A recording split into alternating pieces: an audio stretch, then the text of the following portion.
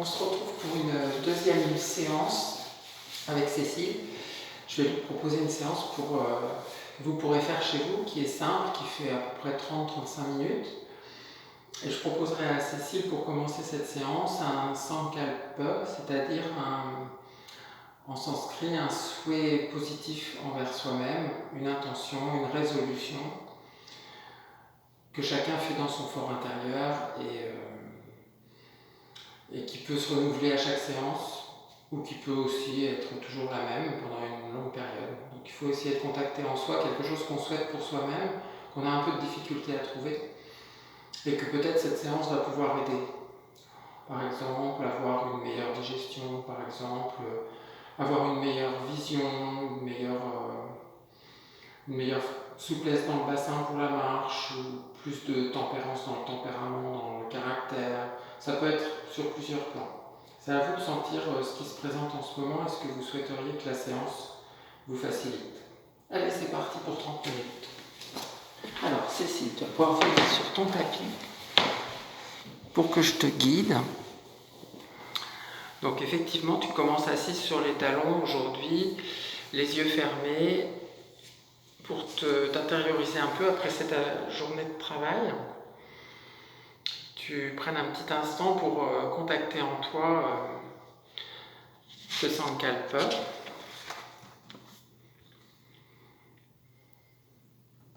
Qui est une pensée noble, un objectif que tu as envie de réaliser, vraiment de tout ton cœur, un but que tu voudrais atteindre.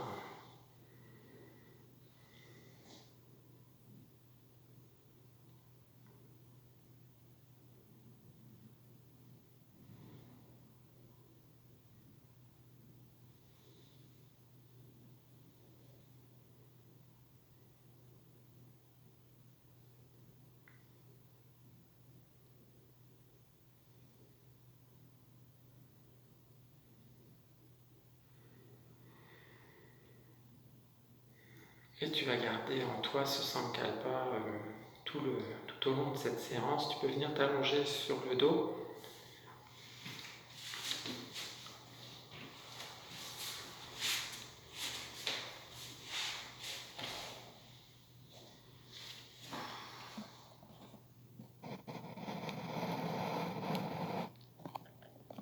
Alors peut-être un peu près de l'objectif, si tu peux te décaler vers le mur.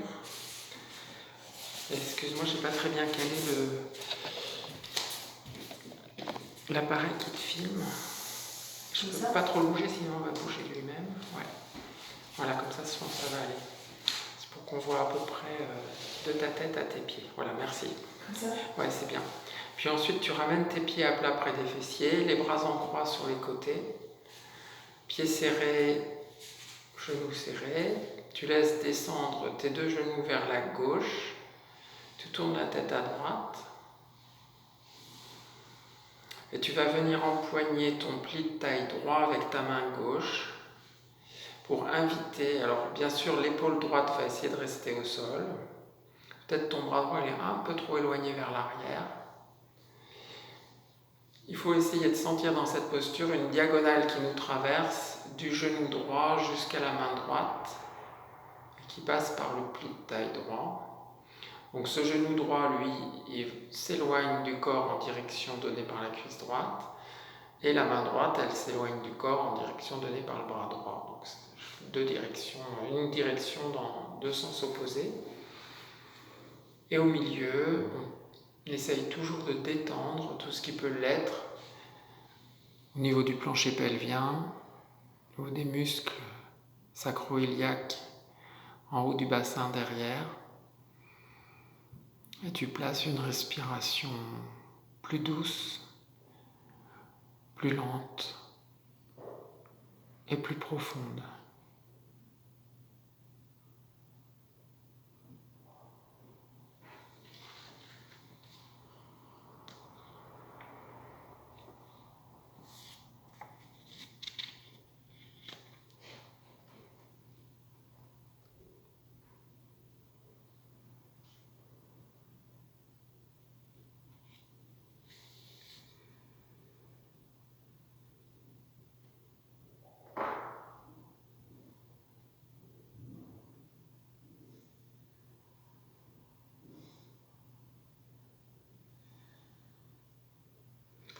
Tranquillement, tu vas défaire la posture pour mettre en place l'autre côté.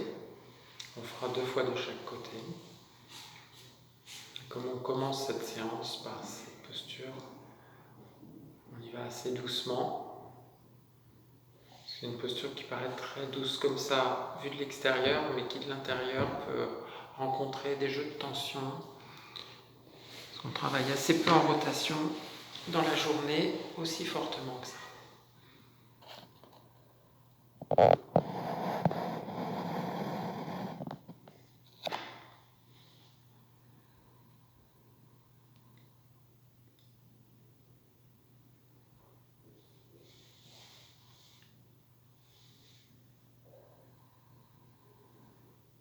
L'épaule gauche est restée au sol, tranquillement.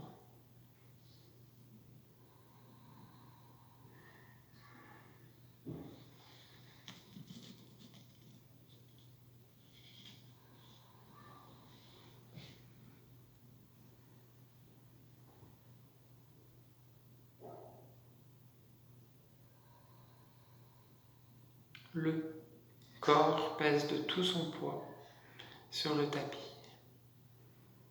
Comme si tu voulais t'endormir dans cette posture, tu relâches un peu ce qui est tenu et qui ne tient pas la posture, qui est inutile.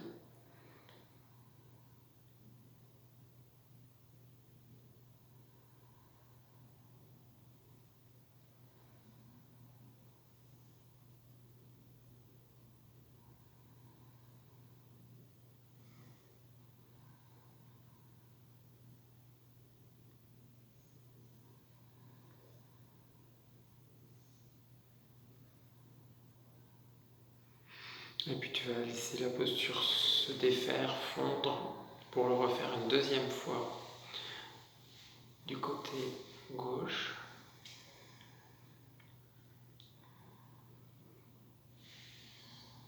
Voilà, avec les genoux qui descendent côté gauche en étirant tout le flanc droit en diagonale, du genou droit jusqu'à la main droite. Vous pouvez même tourner la main droite vers le sol et même appliquer toute la paume, les doigts de la main droite au sol. Et la main gauche n'est pas une main décorative, c'est vraiment l'idée que cette main vient entraîner un peu le pli de taille en rotation.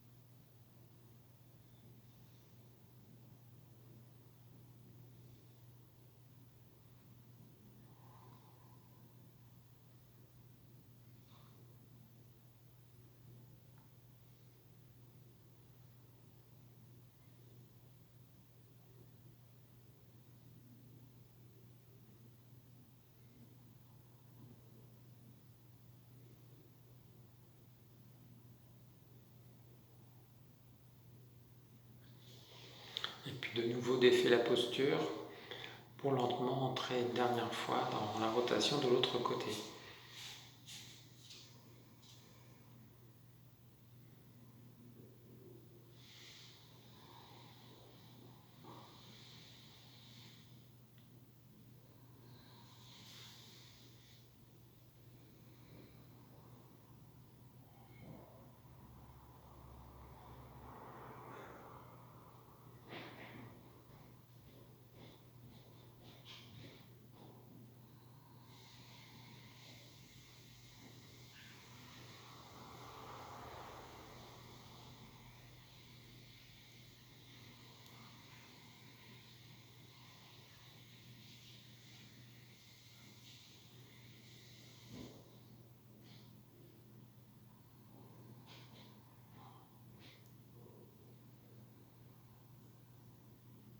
Le poids est au centre et la liberté est dans le genou gauche et dans la main gauche, chacun s'éloignant de l'autre, faisant confiance au poids qui est au centre. Le stable, le lourd est au centre, le plus léger, mobile, est en périphérie.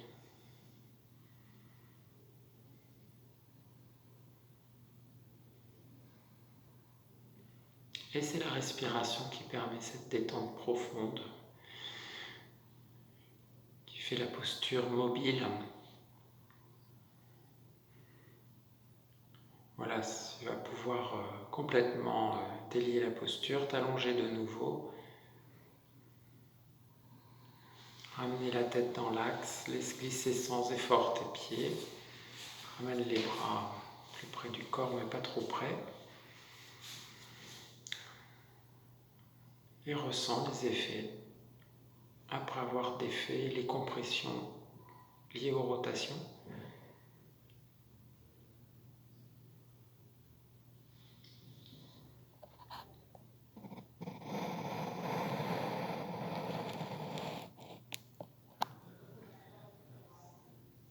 Ensuite, tu vas ramener les pieds à plat près des fessiers. Pieds écartés de 20 cm à peu près, 20-25, confortablement. À peu près les talons écartés de la largeur des ischions. Puis les mains tournées vers le sol, les bras le long du corps, assez tonique. On essaie d'appliquer toute la longueur des mains au sol, y compris la paume de la main. Et en poussant sur les pieds et sur les bras, y compris les coudes, tu vas soulever ton bassin, venir dans la table à 2 pieds. Là, tu peux encore reculer un peu les pieds vers la tête si tu veux monter plus haut, pour sentir l'étirement entre les genoux et les épaules de toute la face avant du corps. Donc tu demeures quelques respirations lentes et profondes dans cette posture, tout en essayant de chercher une détente des grands muscles fessiers. Si tu as un doute sur cette détente, tu peux contracter et redétendre plusieurs fois, jusqu'à sentir qu'ils sont complètement lourds. On pourrait tenir la posture avec ces grands muscles fessiers, mais on essaye de ne pas le faire parce qu'ils sont en lien avec toute une part respiratoire profonde du diaphragme. Donc pour pouvoir détendre la zone diaphragmatique, on tient la posture autrement. Et vous allez sentir qu'en relâchant les fessiers, ça transfère l'effort ailleurs.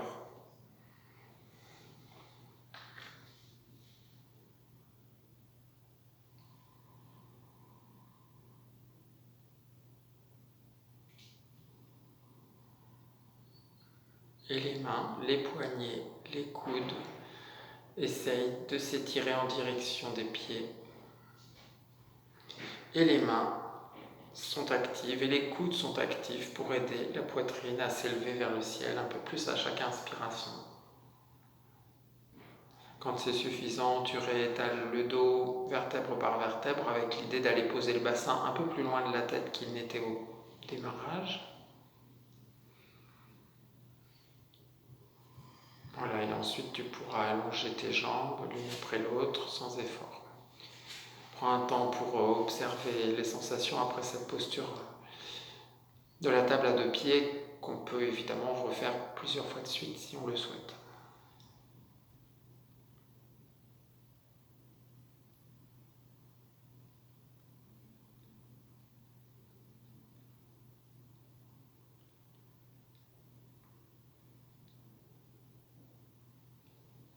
Ensuite, tu vas revenir dans la posture de l'enfant ou la feuille repliée, le front posé sur les 2 mains. Les genoux serrés et les pieds serrés si tu peux.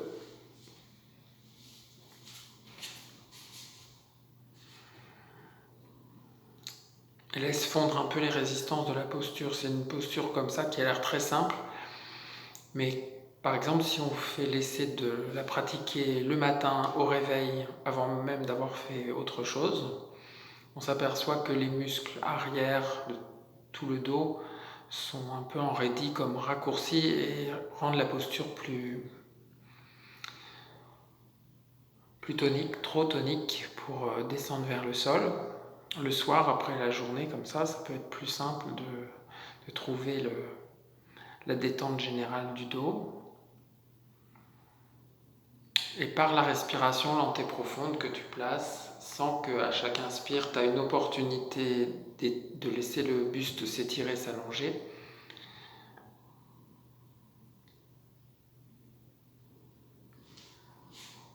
Voilà, et on peut avoir besoin de replacer la tête petit à petit au fur et à mesure que le corps se détend et que les fessiers descendent millimètre par millimètre vers les talons.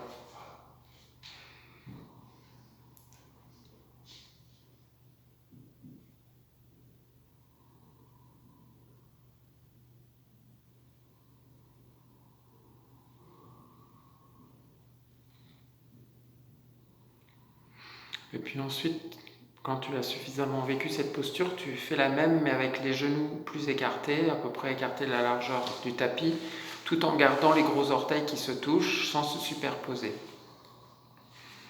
Sans se superposer pour ne pas déformer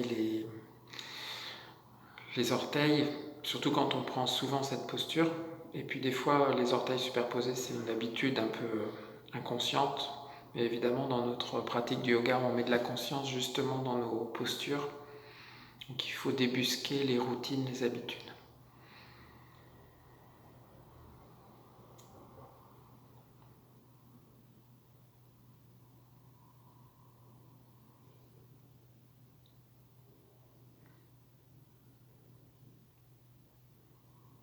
Ressens bien le déroulé de la respiration dans la face avant du buste par le contact favorable de la racine des cuisses qui permet de bien ressentir les mouvements du ventre et du bas-ventre.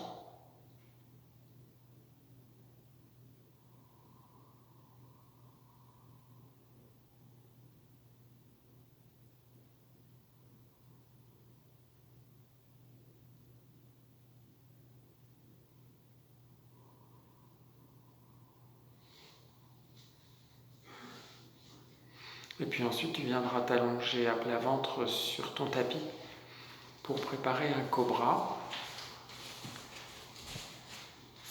Donc, prends un peu de temps déjà pour ressentir le sol dans toute la face avant.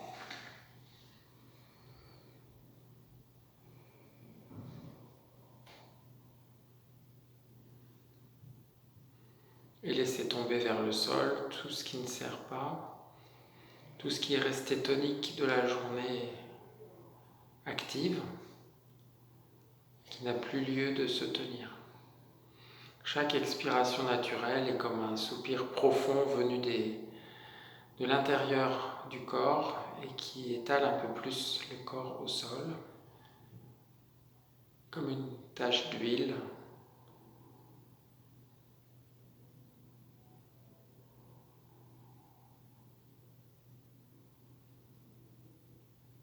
Tu peux sentir certaines choses qui se relâchent et d'autres qui se relâchent sans que tu les sentes.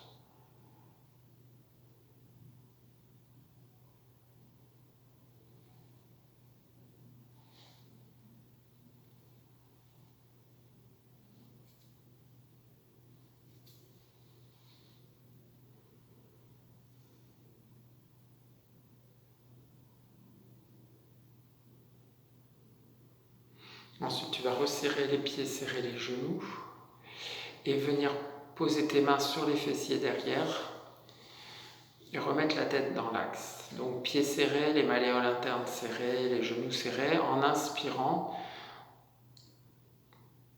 venant solliciter la force de ton dos, tu redresses l'avant du corps. Ce qui est possible, sans forcer, faisant assez peu avec les cervicales, essayant d'aller chercher plus loin dans le buste la force, y compris les fessiers. Tu restes quelques respirations dans cette posture. Chaque inspire est l'occasion de venir faire émerger la poitrine un peu plus loin vers l'avant. Elle glisse vers l'avant sur le tapis. C'est de l'ordre de quelques millimètres, mais ça facilite.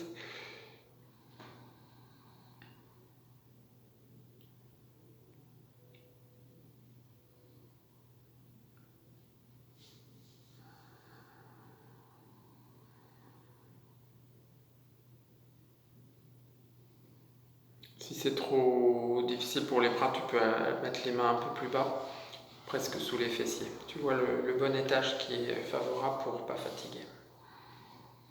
Voilà, puis quand c'est suffisant, tu viens reposer le front sur les deux mains, détends bien les talons vers la droite et vers la gauche, et relâche complètement. Retrouve une respiration libre, sans aucune contrainte.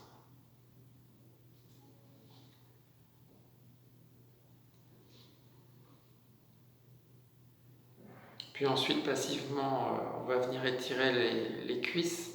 Tu vas attraper par derrière tes chevilles avec tes mains.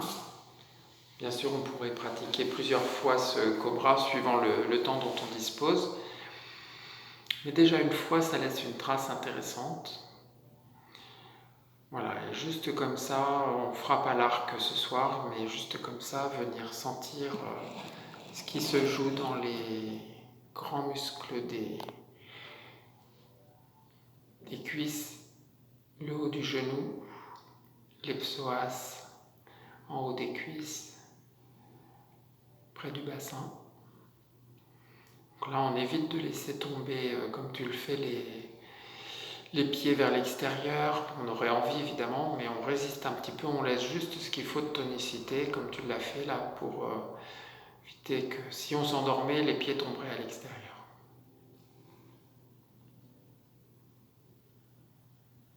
Tu peux en profiter pour inverser le sens de la tête.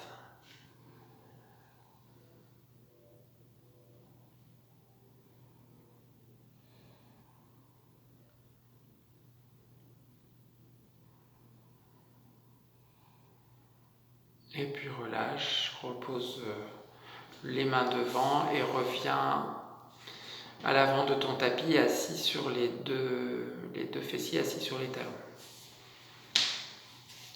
Tu vas faire une fente en laissant ta jambe gauche s'allonger loin derrière dans cette posture assis sur les talons. Recule les mains jusqu'au niveau du genou droit pour pouvoir redresser le buste.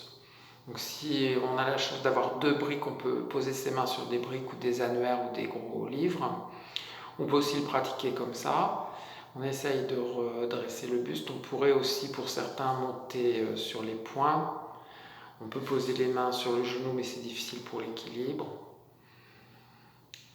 L'idée étant de resserrer un petit peu les omoplates l'une vers l'autre derrière, et à chaque respiration lente et profonde, de laisser émerger un peu la poitrine à l'avant.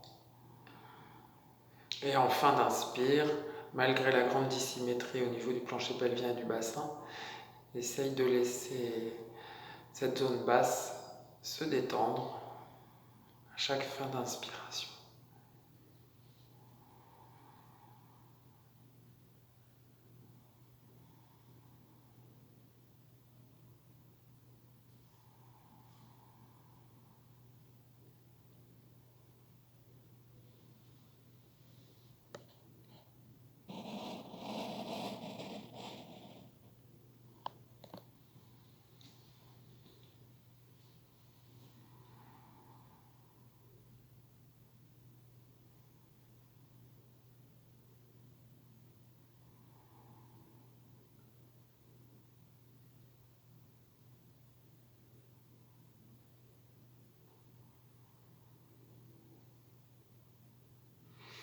Et puis ensuite tu vas inverser pour faire l'autre côté.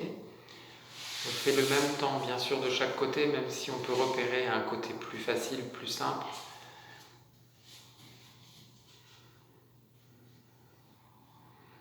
Et dans ce cas, le deuxième côté sert de contre-posture au premier côté. Respire lentement, naturellement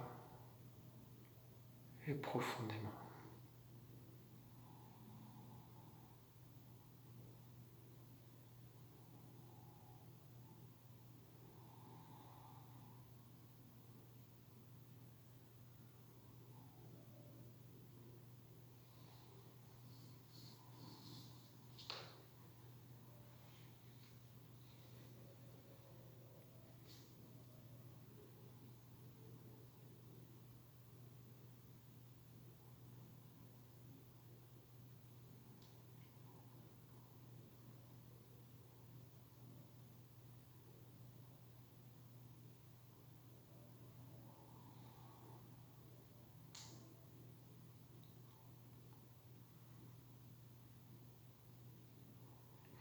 Ensuite, tu vas revenir t'asseoir sur ton tapis, dans la posture de l'élève.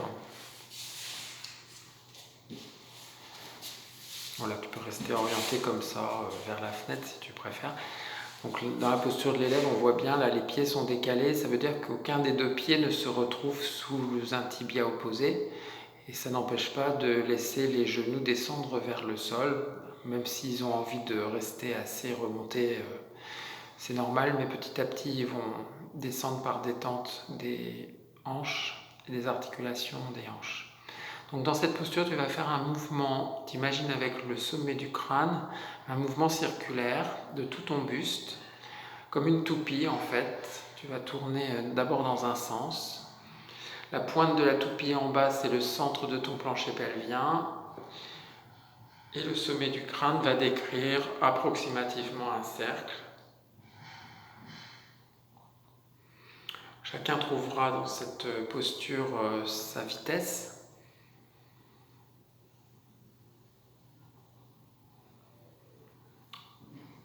Donc là, la poitrine, le buste reste face à la fenêtre. Il n'y a pas vraiment de rotation vers la droite ou vers la gauche du buste. C'est tout l'ensemble qui décrit une forme de cône inversé. Et petit à petit se dessine de mieux en mieux le centre de ce cône et la pointe basse au milieu du plancher pelvien. Évidemment, on fait les deux sens.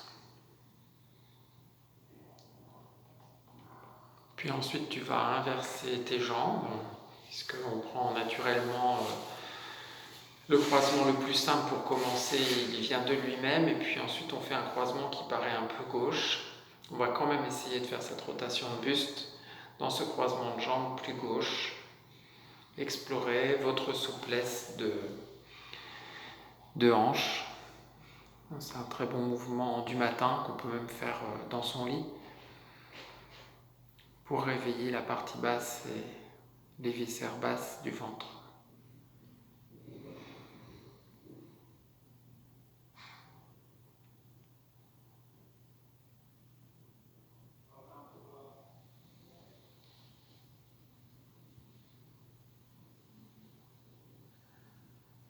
La respiration se fait par le nez.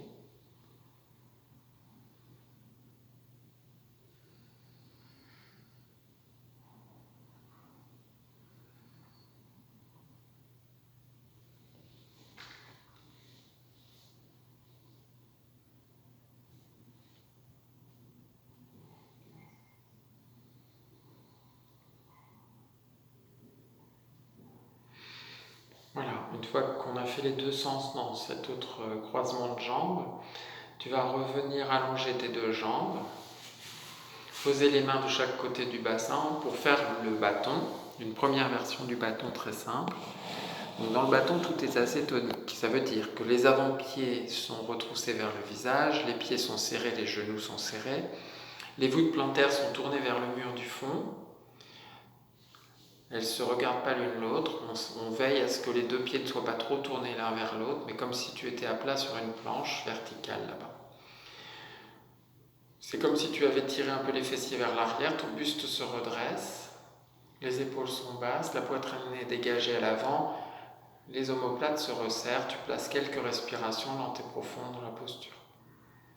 Chaque inspire est l'occasion d'une émergence du buste à l'avant. Et à l'expire, comme les plis de taille se resserrent et le ventre rentre, ça vient gainer le buste qui se grandit doucement. Le sommet du crâne repousse le ciel. Tout est assez tonique suivant la longueur des bras, les bras seront tendus ou pas, mais avec les bras ne forcez pas pour ne pas soulever le bassin du tout.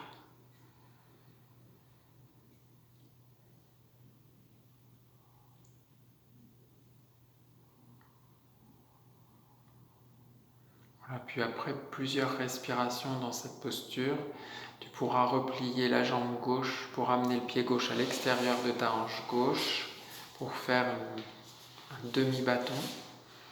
Donc les cuisses assez parallèles, on évite que le genou gauche s'écarte vers le côté. On peut placer un petit coussin éventuellement sous la cheville gauche si elle est sensible. Puis de nouveau les mains de chaque côté. On voit où c'est le plus facile pour toi. À nouveau l'avant-pied droit retroussé vers le visage, le talon droit poussé loin de toi, la jambe droite tonique comme un bout de bois et le buste qui se grandit. Comme si dans cette posture on allait amorcer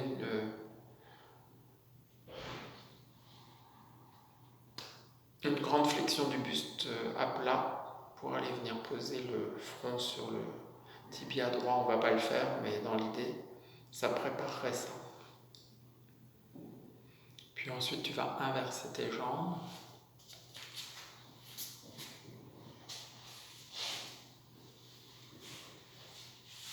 Donc dans cette posture, si jamais les deux os des fessiers du bassin, les ischions, n'étaient pas tout à fait posés au sol de façon stable, on pourrait mettre une petite cale, pas sous l'ischion qui est soulevé, mais sur celui qui penche et qui appuie plus au sol, pour aider le bassin à retrouver son aplomb.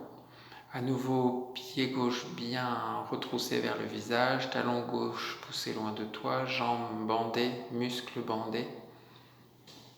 Recule un peu la tête sur son axe. Voilà, super.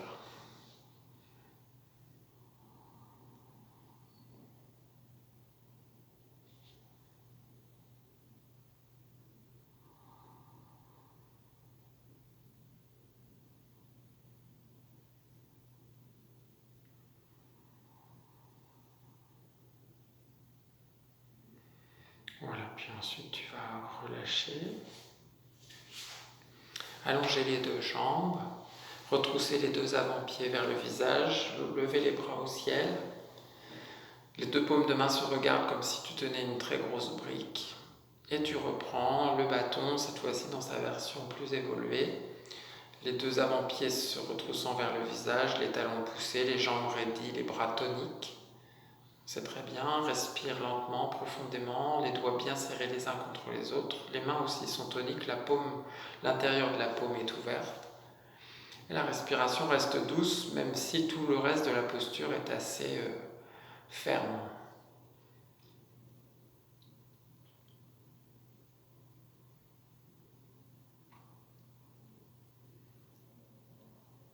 Et puis relâche. Respire bien, tu peux bâiller. On va s'arrêter sur cette posture pour ce soir.